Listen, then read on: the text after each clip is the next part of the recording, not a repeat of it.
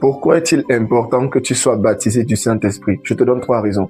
Premièrement, parce que les standards de la Bible sont élevés.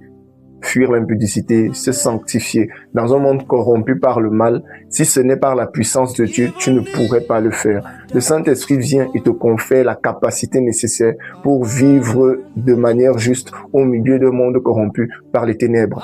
Deuxièmement, l'efficacité par rapport à ton service.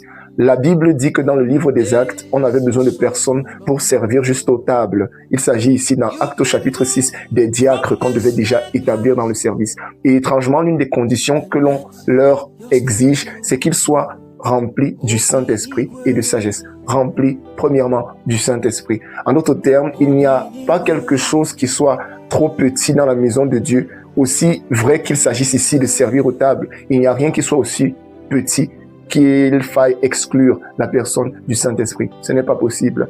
Le Saint-Esprit te confère la puissance et l'efficacité nécessaires pour le service. Et troisièmement, la Bible dit que tous ceux qui sont conduits par l'Esprit de Dieu sont fils de Dieu. L'œuvre du ministère et notre vie sur la terre implique que nous soyons conduits prophétiquement par l'Esprit du Seigneur. De la même manière qu'un occultiste est conduit par un démon, de la même manière qu'un marabout est conduit par des esprits qui l'invoquent, le Seigneur a prévu que nous soyons divinement et prophétiquement conduits par l'Esprit du Seigneur. Dans Acte 2, 17, il est écrit: « Vers les derniers jours, dit Dieu, je répandrai de mon esprit sur toute chair. Vos fils et vos filles prophétiseront, vos jeunes gens auront des visions et vos vieillards auront des songes. » En d'autres termes, il y a une promesse prophétique qui est là afin que l'Église ne marche pas à l'aveugle, mais soit conduite par la puissance du Saint-Esprit. En ce temps de Pentecôte, je viens t'inviter à rechercher la personne du Saint-Esprit comme jamais. Et même pas seulement pendant ce temps de Pentecôte, mais encore pendant tous les jours de ta vie sur terre. Le Saint-Esprit est le compagnon, le consolateur qui t'a été donné.